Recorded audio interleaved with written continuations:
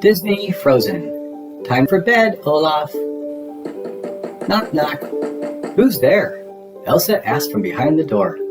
I'm ready for the sleepover, Olaf answered, running inside. Let's start sleeping. Elsa laughed. Actually, she said, sleepovers are for fun first. The sleeping comes later. Olaf grabbed Anna's hand and led her outside. Can Sven join us? He asked excitedly. Please? Pretty please with ice cream on top? Anna patted Sven's nose. Of course he can join us.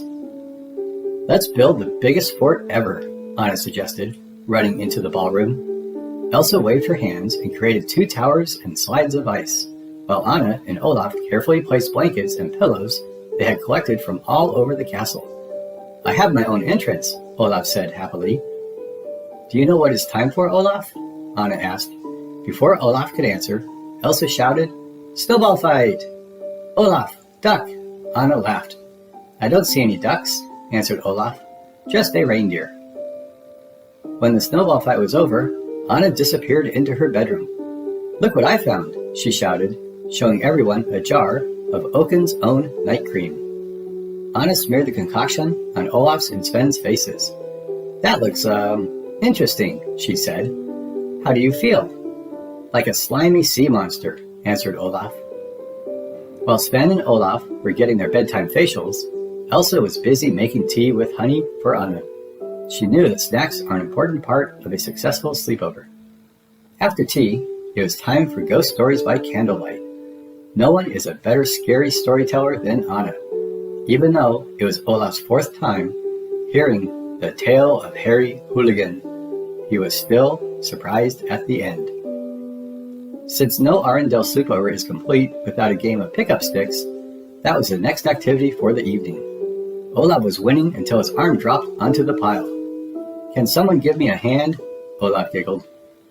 Once Olaf had his arm back, he and Anna got busy drawing colorful pictures. Elsa also made some art of her own, ice sculptures. They are all so beautiful, Anna sighed. I never get tired of seeing them. Thanks, Anna, answered her sister. I never get tired of making them. Anna yawned. Speaking of tired, I'm sleepy. Sven, Olaf, and Anna got cozy among the pillows and blankets in Elsa's room. It was time for their favorite sleepover tradition, the bedtime story. Elsa opened a storybook and began to read. Once upon a time, in a forest far, far away, there lived a brave queen who was in search of a ferocious dragon. When Elsa looked up from her book, she found that her audience had already fallen fast asleep. Good night, Elsa whispered, and sweet dreams. The end. Disney, Olaf's Frozen Adventure. Olaf burst out of a kransekake with pieces of cake falling every which way. Surprise, he shouted. Olaf, not yet, said Anna. Elsa smiled. The surprise holiday party starts after the Yule bell rings. It was Arendelle's first holiday season in forever, and the 2 sisters would be spending it together with their kingdom. The castle courtyard was filled with festive townspeople. Everyone had been excited as Kristoff and Sven brought in the Yule bell. The Yule bell signals the start of the holidays in Arendelle, Elsa told Olaf. Okay, now, Anna whispered. Bong, bong, bong. The bell rang out, and all the villagers cheered. Surprise! Shouted Olaf to the crowd. And with that, Elsa and Anna flung open the doors to the castle to invite everyone in. But instead of staying for the surprise party, the townspeople started to leave. Wait, Anna said. Going so soon? One woman replied, The Yule bell rang, so I must get home for my family tradition. Rolling the less. A couple added, Our tradition is putting out porridge for the taunt. 2 sisters explained, We're baking traditional Bortstabbelbachels. Elsa invited Mr. and Mrs. Olsen to the castle, but they shook their heads. Thank you, but Olga and I need to get home to knit socks for our grandchildren. Old Roy smiled. We wouldn't want to intrude on your family traditions. With the villagers gone, the sisters needed cheering up. Kristoff serenaded them with his holiday tradition from the Trolls' The Ballad of Flemingrad. But the song took a strange turn when Kristoff started singing about nostrils. Then Kristoff revealed another troll tradition, Flemmy the fungus troll. Whoa, gross, said Anna. Now you lick his forehead and make a wish, Kristoff said. Everyone laughed. Olaf followed the sisters into the ballroom. He couldn't wait to hear what Anna and Elsa's holiday tradition was. Do we have any traditions, Elsa? Asked Anna. Do you remember?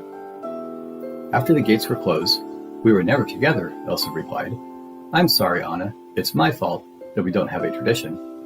Over the past months, Olaf had learned a little about why certain events and items were important to different people. And now he understood something new. Everyone in Arendelle had a holiday tradition. Everyone except Anna and Elsa. Olaf ran to the stable. Sven, Anna and Elsa don't have a holiday tradition. Then he had an idea. Let's go find the best tradition Anna and Elsa have ever seen, and we'll bring it back to the castle. Olaf hooked Sven to Kristoff's sleigh, and the two immediately set out. Olaf knocked on the door of the first house they came to. What is your holiday tradition? Olaf asked a young boy and his mother. We make candy canes together. The boy handed one to Olaf. Olaf pulled out his carrot nose and popped in the candy cane. His eyes whirled. Ooh, sugar rush. The boy stared at Olaf. You're supposed to eat it. Eat my new nose? Why would I do that? Asked Olaf. Because it's that time of year, the boy said. Olaf and Sven stopped at home after home to learn about different holiday traditions. They loaded all the traditions into Sven's sleigh so they could take them back to Anna and Elsa. At their last stop, Olaf found the entire Oaken family celebrating in the sauna. Olaf thought that was a great tradition and added a portable sauna to the pile. But hot coals from the sauna caused problems. The sleigh caught fire and the traditions began to burn. When the sleigh went over a cliff, Sven and Olaf landed on opposite sides of a ravine. And the holiday traditions were gone. Olaf was still hopeful because he had one last tradition, a fruitcake, that he could give Anna and Elsa. But Sven was worried. He could hear wolves howling in the dark forest. Back at the castle, Elsa found Anna in the attic. What are you doing up here? Asked Elsa.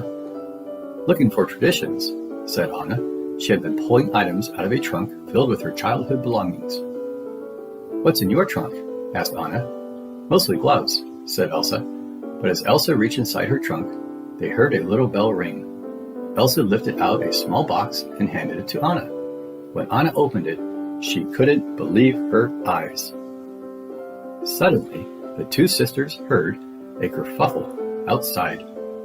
They ran down to the stables, where Sven was trying to tell Kristoff something. Olaf is lost in the forest, said Anna, and being chased by hungry wolves, said Elsa. The sisters knew they needed to gather everyone and search for Olaf right away. Anna and Elsa headed into the forest, calling out Olaf's name. Kristoff and Sven were close behind, with a search party of villagers. Olaf, where are you? Wondered a worried Anna. Just when they thought they might never find him, the sisters spotted a carrot sticking out of a snowdrift. Olaf! Olaf explained how he had lost all the traditions he collected for his friends, even the fruitcake, which had been grabbed by a bird. I'm sorry you still don't have a tradition, the little snowman said. Olaf, we do. Look, said Anna. She opened the mystery box and showed Olaf what was inside. The box was made of sketches Anna had made of Olaf when she was a little girl. You are the one who first brought us together, said Anna, and kept us connected when we were apart, added Elsa. Every Christmas, I made Elsa a gift, Anna continued. Elsa nodded. All those long years alone, we had you to remind us of our childhood, and how much we still loved each other. Anna agreed. It's you, Olaf. You are our holiday tradition, said Anna. Surprise! Glowing lanterns emerged from the dark forest. The townspeople were relieved to see that Olaf was safe. That's when Elsa had a brilliant idea. Because this was Anna and Elsa's first winter holiday in forever, the celebration needed to be special. With a little help from the villagers, they hosted their big party after all, right there in the forest. Best of all, Anna and Elsa rediscovered their holiday tradition, and a new one was created for Arendelle. All thanks to Olaf. The end. Thanks for watching. Please subscribe. Don't miss our next Frozen episode. Frozen, Olaf's birthday. Bye-bye.